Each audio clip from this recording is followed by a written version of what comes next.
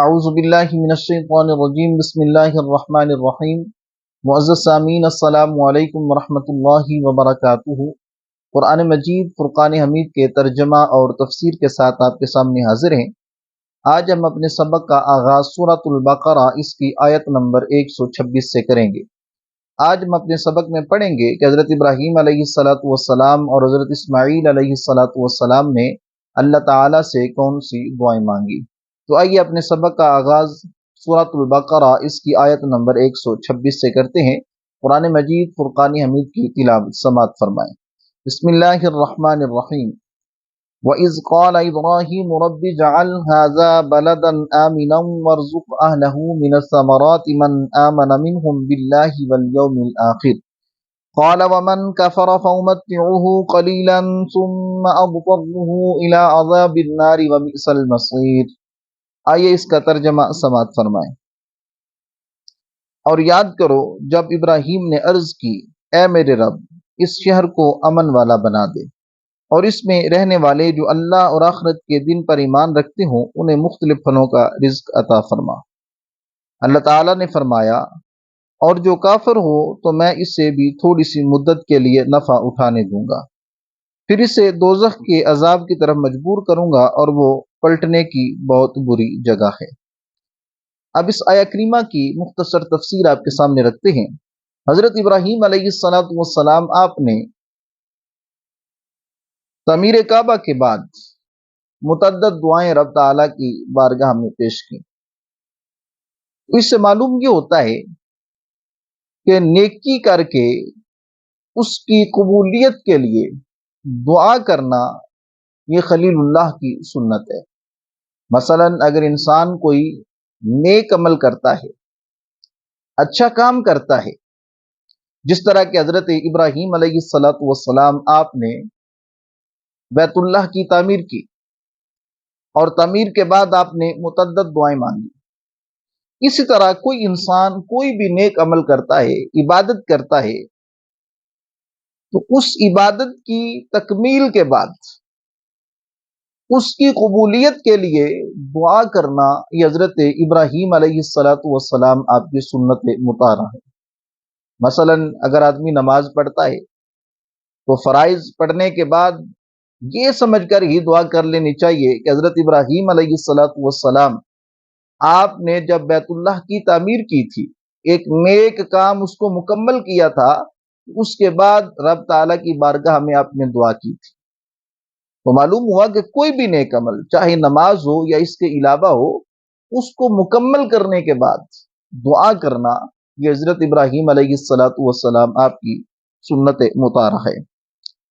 جیسا کہ پچھلی آیات کے اندر حضرت ابراہیم علیہ السلام نے اپنی اولاد کے لیے رب تعالیٰ کی بارگاہ میں امامت طلب کی، جیسا کہ رب تعالیٰ کا فرمان عالیشان ہے، اِذِ ابْتَلَىٰ إِبْرَاهِيمَ رَبُّهُ بِكَلِمَاتٍ فَأَتَمَّهُنَّ قَالَ إِنِّي جَاعِلُكَ لِلنَّاسِ إِمَامًا قَالَ وَمِن ذُرِّيَّتِي قَالَ لَا يَنَالُ عَهْدِي الظَّالِمِينَ۔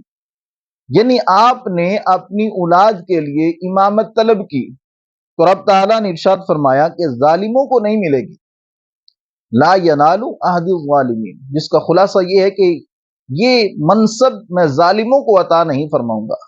تو جب رب تعالیٰ نے یہ ارشاد فرمایا تو حضرت ابراہیم علیہ السلام آپ نے اس کے بعد پھر یہ دعا مانگی، جس کے اندر آپ نے مومنین کو خاص فرمایا۔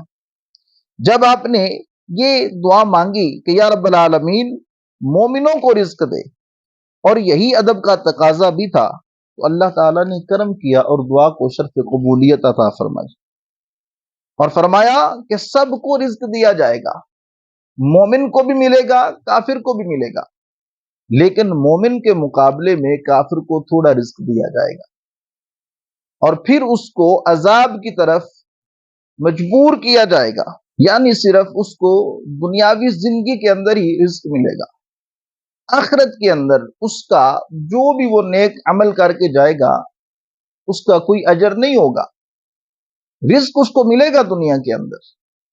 تو یہ رب تعالیٰ کا ایک خاص کرم ہے کہ رب تعالیٰ نے حضرت ابراہیم علیہ السلام آپ کی دعا کو مومنین کے حق میں قبول فرمایا۔ حضرت ابراہیم علیہ السلام آپ نے جو رزق کی فراوانی کی دعا کی تھی، رب تعالیٰ نے اس کو شرف قبولیت عطا فرمایا، اور انسان اس کو بغور دیکھ سکتا ہے کہ دنیا بھر کے پھل اور کھانے کی چیزیں وہاں پر بکثرت پائی جاتی ہیں۔ یہ حضرت ابراہیم علیہ السلام آپ کی دعا کی برکت ہے، جس کو رب تعالیٰ نے شرف قبولیت عطا فرمایا ہے۔ تو سبق کیا ملا کہ کوئی بھی انسان نیک عمل کرے، اس نیک عمل کے بعد دعا کرنا، یہ حضرت ابراہیم علیہ السلام آپ کی سنت مطالعہ ہے۔ آئیے اس سے اگلی آیہ کریمہ میں آپ کے سامنے رکھتا ہوں۔ وَإِذْ يَرْفَعُ إِبْرَاهِيمُ الْقَوَاعِدَ مِنَ الْبَيْتِ وَإِسْمَاعِيلُ رَبَّنَا تَقَبَّلْ مِنَّا إِنَّكَ أَنْتَ السَّمِيعُ الْعَلِيمُ۔ آئیے اس کا ترجمہ سماعت فرمائیں۔ اور جب ابراہیم علیہ السلام اور اسماعیل علیہ السلام اس گھر کی بنیادیں بلند کر رہے تھے، یہ دعا کرتے ہوئے کہ اے ہمارے رب، ہم سے قبول فرما، بے شک تو ہی سننے والا، جاننے والا ہے۔ اب اس آیہ کریمہ کی مختصر تفسیر بھی آپ کے سامنے رکھتا ہوں کہ سب سے پہلے خانہ کعبہ کی بنیاد جو ہے وہ حضرت آدم علیہ السلام آپ نے رکھی ہے۔ پھر طوفان نوح کے بعد حضرت ابراہیم علیہ السلام آپ نے اسی بنیاد پر اس کو تعمیر فرمایا۔ یہ تعمیر خاص آپ علیہ السلام کے دست مبارک سے ہوئی ہے، اور اس تعمیر کے اندر آپ کے جو معاون تھے، جن کی ذمہ داری تھی کہ انہوں نے پتھر اٹھا کے لانے ہیں، وہ حضرت اسماعیل علیہ السلام آپ کی ذات مقدسہ تھی۔ دونوں حضرات جب بیت اللہ کی تعمیر کر رہے تھے، رب تعالیٰ کی بارگاہ میں یہ عرض کرتے تھے، جس کا خلاصہ یہ ہے کہ یا رب العالمین، ہماری اس طاعت کو اپنی بارگاہ میں قبول فرما، ہماری اس خدمت کو اپنی بارگاہ میں قبول فرما۔ اور اسی طرح علامہ قسطلانی نے بخاری شریف کے شرح کے اندر اس بات کو ذکر کیا ہے کہ بیت اللہ شریف کی تعمیر 10 مرتبہ ہوئی ہے۔ اب اس آیہ کریمہ سے ہمیں سبق کیا ملتا ہے کہ مسجدوں کی تعمیر نہایت ہی اعلیٰ عبادت اور انبیاء کی سنت ہے، اور بخاری شریف کے اندر یہ روایت موجود ہے، جس کا خلاصہ میں آپ کے سامنے رکھتا ہوں کہ مسجد نبوی شریف کی تعمیر کے اندر آقا کریم علیہ السلام آپ نے بذات خود حصہ لیا تھا۔ تو اس سے ہمارے لیے سبق یہ حاصل ہوتا ہے کہ مساجد ان کو تعمیر کرنا اور مقصود اللہ کی رضا ہو، دکھلاوا نہ ہو، تو یہ بہت ہی بڑا عمل ہے اور بہت ہی بڑی عبادت ہے، بلکہ انبیاء کی سنت ہے۔ خود آقا کریم علیہ السلام آپ نے مسجد نبوی کی تعمیر کے اندر بذات خود حصہ لیا ہے، اور اس کے اندر سب لوگوں کے لیے درس ہے، عام و خاص کے لیے، کہ جہاں پر بھی اللہ کا گھر تعمیر ہو رہا ہو، وہاں پر دل کھول کر اس کے اندر حصہ ڈالنا اور اس کی تعمیر میں شرکت کرنا، یہ انبیاء کی سنت ہے۔ اس پر عمل کریں گے تو یقیناً رب تعالیٰ بافر اجر عطا فرمائے گا۔ آئیے اس سے اگلی آیہ کریمہ میں آپ کے سامنے رکھتا ہوں۔ ربنا وجعلنا مسلمین لک ومن ذریتنا امة مسلمة لک وارنا مناسکنا وتب علینا انک انت التواب الرحیم۔ اس کا ترجمہ سماعت فرمائیں۔ اے ہمارے رب، اور ہم دونوں کو اپنا فرما بردار رکھ، اور ہماری اولاد میں سے ایک ایسی امت بنا جو تیری فرما بردار ہو، اور ہمیں ہماری عبادت کے طریقے دکھا دے، اور ہم پر اپنی رحمت کے ساتھ رجوع فرما، بے شک تو ہی بہت توبہ قبول کرنے والا مہربان ہے۔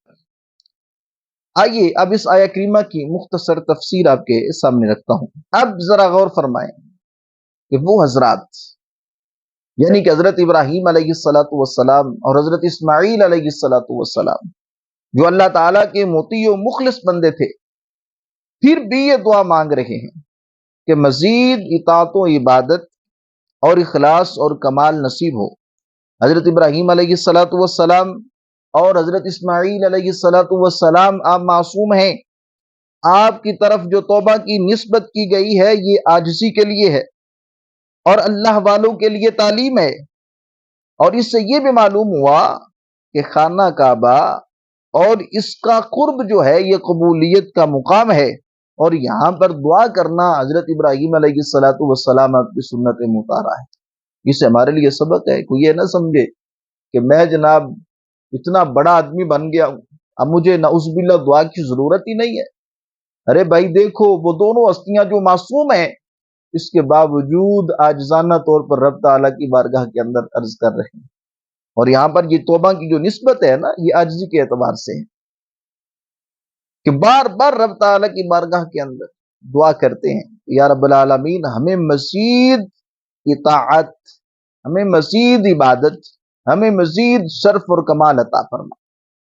تو ہمارے لیے اس کے اندر سبق ہے کہ چاہے جتنا بھی انسان کو مقام مل جائے، اللہ تعالیٰ کی بارگاہ سے اس کو غافل نہیں ہونا چاہیے، اللہ کی بارگاہ کو یاد رکھنا چاہیے، اور ہر وقت ہر لمحے اللہ تعالیٰ کی بارگاہ کے اندر دعا کرنی چاہیے۔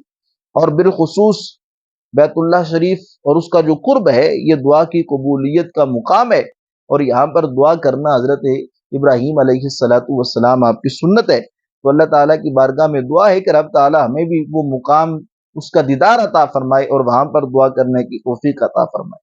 اب اس آیہ کریمہ کا جو اگلا حصہ ہے، وَأَرِنَا مَنَاسِكَنَا، اور ہمیں ہماری عبادت کے طریقے دکھا۔ تو معلوم ہوا کہ عبادت کے طریقے جو ہیں، ان کو سیکھنا حضرت ابراہیم علیہ السلام آپ کی سنت ہے۔ اس کے لیے دعا بھی کرنی چاہیے کہ یا رب العالمین ہمیں صراط مستقیم عطا فرما، ہمیں ہماری عبادت کے طریقے سکھا۔ بغیر طریقہ سیکھے عبادت کرنا اکثر طور پر عبادت کو ضائع کر دیتا ہے۔ مثلا اگر کسی کو نماز کا پتہ ہی نہیں ہے، نماز پڑھنے کا طریقہ نہیں آتا، تو وہ کس طرح نماز صحیح پڑھے گا؟ پھر وہ وقت جو اس نے نماز کے اندر لگایا ہے، جو ٹائم اس نے صرف کیا ہے، اور نماز صحیح نہیں پڑھی، اس کا فائدہ بھی اس کو نہیں ہوگا۔ اگر سیکھے گا، سیکھ کر پھر پڑھے گا، تو رب تعالیٰ اس پر اجر بھی عطا فرمائے گا۔ جس طرح کہ ایک روایت میں آپ کے سامنے رکھتا ہوں، حضرت انس بن مالک رضی اللہ تعالیٰ عنہ آپ روایت کرتے ہیں کہ رسول اللہ صلی اللہ علیہ وسلم آپ نے ارشاد فرمایا، ہر مسلمان پر علم سیکھنا فرض ہے۔ یعنی کہ مسلمانوں کو سوچنا چاہیے، اگر ان کو احکام کا علم نہیں، عبادت کے طریقے نہیں آتے، ان کو علماء کی بارگاہ میں جانا چاہیے، اور عبادات کے طریقے وہ سیکھنے چاہیے، اور سیکھ کر پھر صحیح طریقے سے نماز اور دیگر عبادات ان کو پورا کرنا چاہیے۔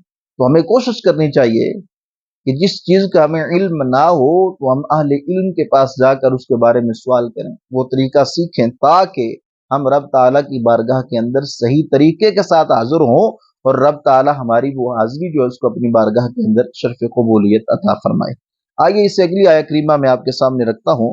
ربنا وابعث فیہم رسولا منہم یتلو علیہم آیاتک ویعلمہم الکتاب والحکمت ویزکیہم انک انت العزیز الحکیم۔ آئیے اس کا ترجمہ سماعت فرمائیں۔ اے ہمارے رب، اور ان کے درمیان انہی میں سے ایک رسول بھیج جو ان پر تیری آیتوں کی تلاوت فرمائے، اور انہیں تیری کتاب اور پختہ علم سکھائے، اور انہیں خوب پاکیزہ فرما دے، بے شک تو ہی غالب حکمت والا ہے۔ اب اس آیہ کریمہ کے اندر جو حضرت ابراہیم علیہ السلام اور حضرت اسماعیل علیہ السلام آپ نے دعا کی ہے، یہ دعا آقا کریم علیہ السلام آپ کے لیے تھی۔ خانہ کعبہ کی تعمیر کی عظیم خدمت بجا لانے کے بعد، توبہ استغفار کے بعد، حضرت ابراہیم علیہ السلام آپ رب تعالیٰ کی بارگاہ کے اندر دعا کرتے ہیں، یا رب العالمین اب اس گھر کو آباد کرنے کے لیے اپنے آخر الزمان نبی کو مبعوث فرما دے۔ تو رب تعالیٰ نے آپ کی دعا کو قبول فرمایا، اور آقا کریم علیہ السلام آپ کو آپ ہی کی نسل سے پیدا فرما کر یہ شرف حضرت ابراہیم علیہ السلام آپ کو عطا فرمایا۔ تو یہاں پر میں ایک روایت آپ کے سامنے رکھتا ہوں، جس کو امام بغوی نے نقل کیا ہے۔ آپ بیان فرماتے ہیں کہ آقا کریم علیہ السلام آپ نے ارشاد فرمایا، میں اللہ تعالیٰ کے نزدیک خاتم النبیین لکھا ہوا تھا، حالانکہ حضرت آدم علیہ السلام آپ کا خمیر تیار ہو رہا تھا۔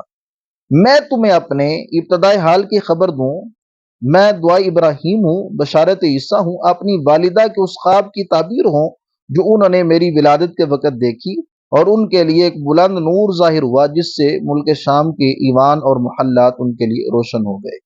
اس حدیث مبارکہ کے اندر آقا کریم علیہ السلام آپ نے جو دعا ابراہیم کا ذکر فرمایا ہے، وہ یہی دعا ہے جو حضرت ابراہیم علیہ السلام نے بیت اللہ کی تعمیر کے بعد رب تعالیٰ کی بارگاہ میں عرض کی تھی، یا رب العالمین تیرا گھر بنا دیا ہے، اب اس کو آباد کرنے کے لیے اپنا نبی یہاں پر مبعوث فرما دے، تو رب تعالیٰ نے آقا کریم علیہ السلام آپ کو دنیا کے اندر مبعوث فرمایا۔ اور اسی طرح حضرت ابراہیم علیہ السلام آپ نے جو رب تعالیٰ کی بارگاہ میں دعا کی تھی، ان کے الفاظ یہ بھی ہے وَيُعَلِّمُهُمُ الْكِتَابَ وَالْحِکْمَةَ، انہیں تیری کتاب اور پختہ علم سکھائے۔